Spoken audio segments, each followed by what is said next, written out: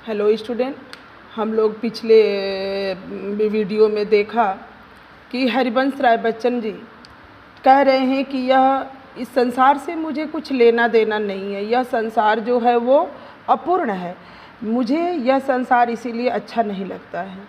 वह तो अपने हृदय में भाव का उपहार लिए हुए घूम रहे हैं, क्योंकि कवि के कहने का तात्पर्य ये है कि उनका एक अपना स्वप्निल संसार है और जिस संसार में वह विचरण कर रहे हैं और वह कभी उस भाव सागर से पार उतरना नहीं चाहते हैं, बल्कि उस मौजों पे घूमते हुए वह अपने स्वप्निल संसार में विचरण करना चाहते हैं।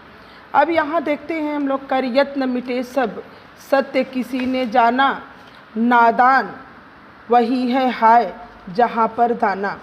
यहाँ हम देखते हैं यत्न मीन्स होता है प्रयास, दाना मीन्स यहाँ दाना से संबंध है क्या चीज़ का, कि अक्लमंद और समझदार। जग मीन्स होता है संसार, नादान मीन्स ना समझ और मूढ़ मीन्स मूर्ख। तो कह रहे हैं कि कर यत्न मिटे सब सत्य किसी ने जाना, नादान वही है हाय जहाँ पर दाना। फिर मूढ़ न क्या जग जो इस पर भी सीखे, मैं सीख रहा हूँ सीखा ज्ञान भुलाना। यहाँ उनके कहने का तात्पर्य है, कवि जो है प्रश्न करते हुए पूछ रहे हैं। देखिए यहाँ पे प्रश्नवाचक चिन्ह लगा हुआ है लास्ट में। प्रश्न करते हुए कवि पूछ रहा है कि संसार में बड़े बड़े महापुरुषों ने सत्य के जानने का प्रयास किया, लेकिन आज तक कोई भी सत्य को जान नहीं पाया। उनके यहाँ कहने का मतलब है, प्रश्नवाचक चिन्ह के द्वारा मतलब प्रश्न पूछते हुए कह रहे हैं कि कर यत्न मिटे सब सत्य किसी ने जाना। यहाँ पर बड़े बड़े महापुरुषों ने सत्य को जानने का प्रयास किया, लेकिन किसी को सत्य का आज तक ज्ञान नहीं हो पाया। उनके कहने का मतलब कि सत्य मतलब ब्रह्म की खोज करते करते सब समाप्त हो गए, और लेकिन फिर भी उस चीज़ को वो नहीं जान पाए। फिर मूढ़ न क्या जग जो इस पर भी न सीखे, मैं सीख रहा हूँ सीखा ज्ञान भुलाना। उनके कहने का मतलब है, यहाँ पे तात्पर्य है कि जहाँ अक्लमंद या समझदार लोग हैं, वहीं पर नासमझ या मूर्ख लोग भी निवास करते हैं। फिर मूढ़ न क्या जग जो इस पर भी सीखे, उनका यहाँ कहने का तात्पर्य है कि समाज में जहाँ पर अक्लमंद या समझदार लोग रहते हैं, वहीं पर नासमझ और मूर्ख लोग भी निवास कर रहे हैं। देखिए वहाँ का दूसरे शब्दों में हम अर्थ कहेंगे कि संसार को संबोधन करते हुए कवि कह रहा है कि यह बात जान कर भी यह संसार मूर्ख है। किस चीज़ की बात कर रहे हैं कि सत्य का ज्ञान किसी को आज तक नहीं हो पाया। सत्य की खोज करते करते लोग खुद ही मिट गए, और इसके बावजूद भी यह संसार उसे सबक नहीं सीख रहा है। इसीलिए मैं अपने भूले हुए ज्ञान को सीखने का प्रयास कर रहा हूँ कि मैं भी उसके पीछे न दौड़ूँ, मैं अपना एक अलग दुनिया बसाऊँ, जो दुनिया कभी ख़त्म नहीं होगा। और सत्य की खोज करने से अच्छा है कि मैं उस खोज को करूँ ही ना, क्योंकि ब्रह्म का ज्ञान करते करते, सत्य का ज्ञान करते करते कितने महापुरुष यहाँ से मिट गए, लेकिन सत्य का भान, सत्य का ज्ञान किसी को नहीं हो पाया। उनका ये कहने का मतलब है कि जो ये संसार है, ये संसार जो है वो कहा जाता है कि क्षणभंगुर है, जो क्षण में नष्ट हो जाना है। तो हमें इसके पीछे, जब हम ये चीज़ जानते हैं, तो इसके पीछे हमें दौड़ने की और जानने का क्या है, जो अस्थायित्व है, जो अस्थाई चीज़ है। वो अस्थाई चीज़ किसको मानते हैं? प्रेम को। तो उसको अगर हम अपने मन में अपनी एक अलग दुनिया में विचरण कर रहे हैं, तो हमें इस वास्तविक दुनिया का, जो ये क्षणभंगुर दुनिया है, इससे हमको कोई लेना देना ही नहीं रहेगा। लोग क्या कह रहे हैं, क्या अच्छा है क्या बुरा है, इन चीज़ों को मैं भूल करके मैं अपनी दुनिया में ही खो जाना चाहता हूँ। उनका कहने का देखिए यहाँ पे इसमें जो कवि है वो शाश्वत सत्य अर्थात ब्रह्म की ओर संकेत करते हुए लिखा है। आप देख रहे हैं कि इसमें संस्कृत के तत्सम और तद्भव शब्दों का प्रयोग भी हुआ है। मूढ़, उसके बाद से सत्य, यत्न, ये सब तत्सम और तद्भव दोनों मिक्स है। अनुप्रास का, अलंकार का प्रयोग है यहाँ पे। और रस जो है, जहाँ हम आप जानते हैं कि ज्ञान की प्राप्ति हो जाती है, वैराग्य हो जाता है इसमें, वहाँ पे शांत रस होता है।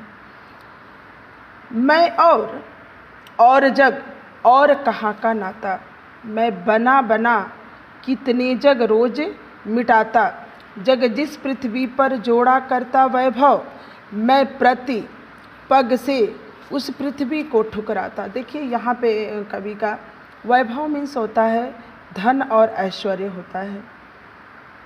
प्रतिपग मतलब प्रत्येक चरण पे, प्रत्येक पग पर। इसमें कवि जो है यहाँ बता रहा है कि उसका इस संसार से कोई नाता नहीं है। इसमें भी वो इस संसार को ही, क्षणभंगुर संसार से वो अपना एक वैराग्य दिखा रहा है और कह रहा है कवि कि मैं और जग और कहाँ का नाता। कवि का कहने का तात्पर्य है कि मेरा इस संसार से कोई संबंध नहीं है। कवि कह रहा है कि इस संसार से मेरा कोई संबंध नहीं है। मेरी और संसार की प्रकृति में बहुत अंतर है। वो कह रहा है ना कवि कि हमें अपने स्वप्नील संसार को ही वो श्रेष्ठ मानता है। इस क्षणभंगुर संसार से तुलना करते हुए कह रहा है कि मेरी और इस संसार की प्रकृति में बहुत अंतर है। मेरा स्वभाव कुछ और है, मैं और जग और। इसके कहने का तात्पर्य यही है कि मैं कुछ और हूँ, मेरा स्वभाव कुछ और है, मैं कुछ अलग सोचता हूँ और मेरा स्वभाव भी कुछ अलग है, और यह संसार का स्वभाव और यह संसार कुछ अलग है। मेरी कोई मंजिल है, मैं बना बना कितने जग रोज मिटाता। कह रहा है कभी कि मैं न जाने कितने संसार, कितनी मतलब अलग तरह के संसार के ख्वाबों को, सपनों को रोज़ सजाता हूँ और उसको मिटा देता हूँ। उनका कहने का मतलब है कि मेरी कोई और मंजिल नहीं है। मैं बना बना कितने जग रोज मिटाता। उनके कहने का तात्पर्य है कि मेरी कोई और मंजिल है और तथा इस स्वार्थी संसार का कोई और। उनके कहने का यहाँ पर, इसमें जो ये काव्य की पंक्तियाँ हैं, इसमें उनके कहने का, वो कहना चाहते हैं कवि कि मैं कुछ और हूँ, संसार कुछ और है। क्योंकि मेरी सोच कुछ और संसार की कुछ और है, तो हमारा और उसका नाता कैसा? नाता तो जो समकक्ष लोग होते हैं उनसे होता है ना। मैं बना बना कितने जग रोज मिटाता। यह संसार जो है, इस संसार की मंजिल कुछ और है और मेरे संसार की, उसके स्वप्निल संसार की मंजिल कुछ और है। इसी को वो उदाहरण के तौर पर देते हुए कह रहे कि मैं प्रतिदिन न जाने ऐसे कितने अनेक संसार बना बना करके और ख़त्म कर देता हूँ। मैं हर दिन एक ऐसे संसार की कल्पना करता हूँ और फिर उसे मिटा देता हूँ। जग जिस पृथ्वी पर जोड़ा करता वैभव, यहाँ पर कि संसार धन ऐश्वर्य के से प्रेरित होकर इस संसार पर में आता है। वह धन दौलत इकट्ठा करता है और एक शानो शौकत जोड़ना चाहता है, लेकिन मैं तनिक भी उससे प्रभावित नहीं होता, क्योंकि मैं प्रतिपग से उस पृथ्वी को ठुकराता और मैं प्रतिपग, प्रत्येक कदम पर, पग पग पर उस शानो शौकत को ठुकराता हुआ चलता हूँ। ये देखिए, इसका जो मेन चारों कविता की पंक्तियों का आशय है वो यह है कि जिस पृथ्वी पर संसार झूठे धन ऐश्वर्य खड़ा करता है, मैं ऐसे ऐश्वर्य से परिपूर्ण पृथ्वी को पग पग पर ठुकरा देता हूँ। ये धन वैभव मुझे जरा सा भी विचलित नहीं कर सकते हैं, इसलिए मेरा और इस संसार का कोई नाता नहीं है, क्योंकि मेरे संसार की मंजिल कुछ और है और इस क्षणभंगुर संसार की मंजिल कुछ और है। अब देखते हैं हम, मैं निज रोदन में राग लिए फिरता हूँ। आप देख रहे हैं कि पूरे काव्य में, पूरे आत्म परिचय में कवि जो है हर जगह एक विरोधाभासक शब्दों का प्रयोग किए हैं। अब यहाँ पे देखिए क्या कह रहे हैं कि मैं निज रोदन में राग लिए फिरता हूँ। निज मीन्स होता है अपना, रोदन मीन्स होता है रोना, राग मीन्स होता है प्रेम।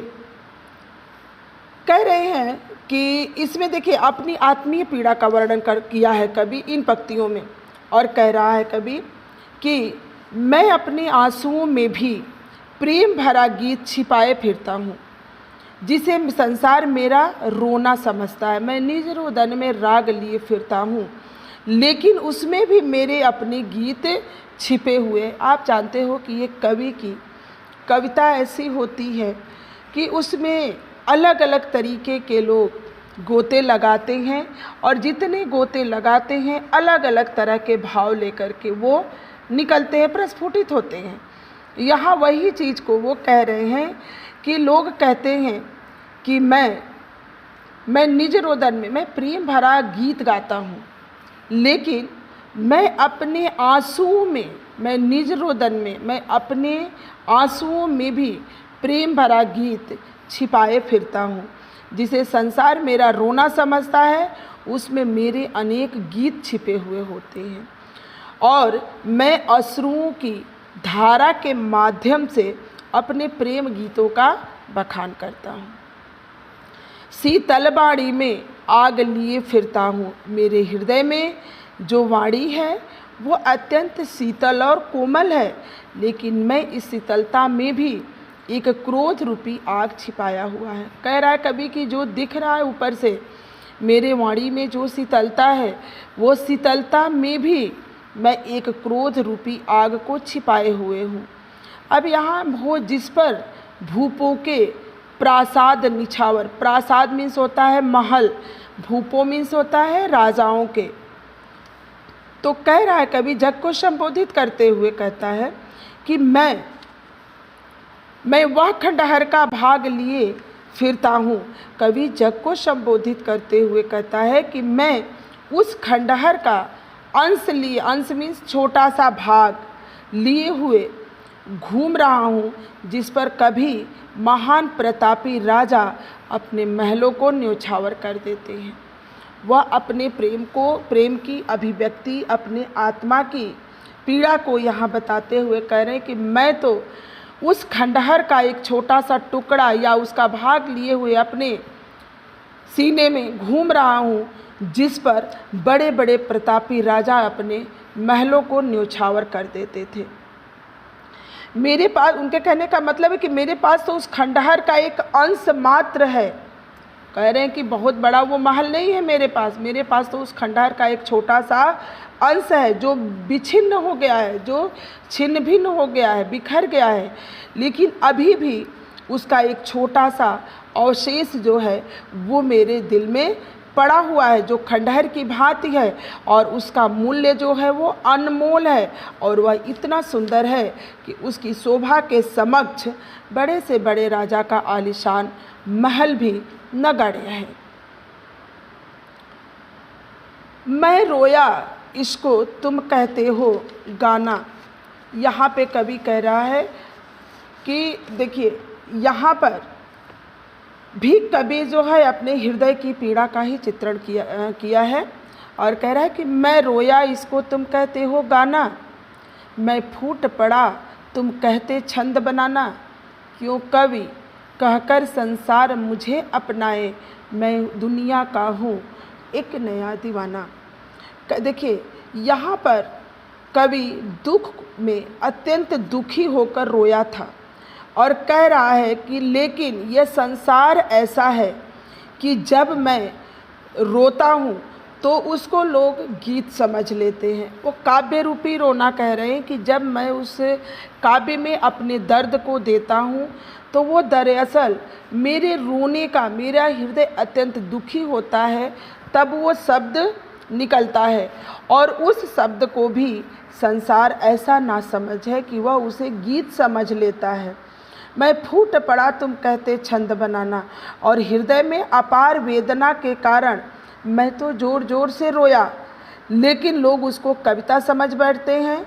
और कवि का कहने का अभिप्राय यह है कि यह संसार भी बिल्कुल अजीब है, क्योंकि वह किसी की आंतरिक भावनाओं को कभी समझ ही नहीं सकता है।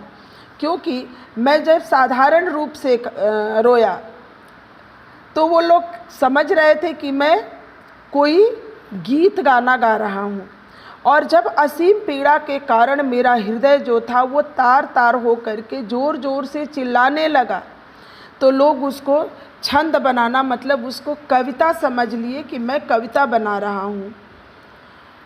क्यों कवि कहकर संसार मुझे अपनाए।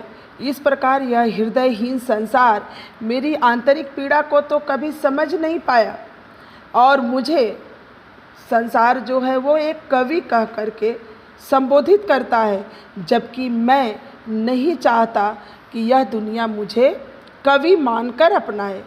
मैं तो एक कवि नहीं हूँ, बल्कि मैं एक इस जहाँ का, इस संसार का, मैं दुनिया का हूँ एक नया दीवाना। करे कि जबकि लोग मुझे मैं नहीं चाहता कि यह संसार मुझे कवि के नाम से संबोधित करे और कवि की पहचान मुझे मिले, बल्कि मैं तो यह चाहता हूँ कि मैं इस जहाँ का, दुनिया का एक नया प्रेमी हूँ, एक नया दीवाना हूँ जो अपनी प्रेम बाड़ी का बखान कर रहा हूँ। तो लोग मुझे एक दीवाने के रूप में ही जाने, बल्कि मुझे कवि कह करके ना अपनाए। मैं दीवानों का वेश लिए फिरता हूँ, मैं मादकता निःशेष लिए फिरता हूँ, जिसको सुनकर जग झूम झुके लहराए, मैं मस्ती का संदेश लिए फिरता हूँ। यहाँ देखिए, दीवाना मतलब होता है प्रेम में पागल व्यक्तियों का या प्रेमियों के लिए दीवाना शब्द का संबोधित किया जाता है। मादकता मीन्स होता है नशा या उन्माद। वेश मीन्स होता है पहनावा, और निशेष मतलब बिल्कुल थोड़ा सा, मतलब वो समाप्त होने जैसा है, बिल्कुल थोड़ा सा। अब इसमें देखिए, इसमें कवि संसार को प्रेम की मस्ती का संदेश दिया है, जिसमें वो कह रहा है कि यह संसार झूम उठे सुन करके और लहराने लगे। करे कि मैं इस संसार में प्रेम में पागल प्रेमियों का रूप लेकर जीवन यापन कर रहा हूँ। मैं दीवानों का वेश लिए फिरता हूँ। उनका कहने का मतलब है कि इस संसार में प्रेम में मैं पागल प्रेमियों का रूप लेकर जीवन यापन कर रहा हूँ। अर्थात मैंने अपने हृदय में एक प्रेमी को बैठाकर और उसी का वेश धारण कर लिया हूँ। मैं मादकता निशेष लिए फिरता हूँ। मेरे हृदय में अभी भी थोड़ी सी मादकता या नशा बाकी है, और उसी मादकता में मैं डूबकर जी रहा। यहाँ पे किस मादकता की बात की जा रही है? प्रेम रूपी मादकता की। तो वही अपनी प्रेमिका के बारे में वो कह रहे हैं कि मैं दीवानों का वेश लिए फिरता हूँ। मैं इस संसार में प्रेम में पागल प्रेमियों के जैसा मैं अपना जीवन यापन कर रहा हूँ। अर्थात दूसरे शब्दों में हम ये कहेंगे कि मैंने, अपने कवि के कहने का मतलब है कि मैंने अपने हृदय में एक प्रेमी को बैठा करके और उस प्रेमी का ही वेश धारण कर लिया है। मेरे हृदय में अभी भी उसके प्रति मादकता या नशा बाकी है, और उसी मादकता में डूबकर मैं जी रहा हूँ, जिसको सुनकर जग झूम झुके लहराए। कह रहे हैं कवि कि मैं इस हृदयहीन और दुखी संसार को एक मस्ती का संदेश देना चाहता हूँ, जिसे सुन करके लोग, यहाँ पे जिसको सुन करके लोग, मस्ती का संदेश मतलब अपने काव्य के माध्यम से प्रेम का एक ऐसा संदेश देना चाहता हूँ जिसको सुन करके यह दुखी संसार जो है एक मस्ती में डूब जाए, और जिसे सुन करके दुखी संसार एक बार फिर से झूम उठे, मस्ती में डूब करके वो लहराने लगे और इस मस्ती के आगे झुक जाए। आज आपका अध्याय यहीं पर ख़त्म होता है। धन्यवाद।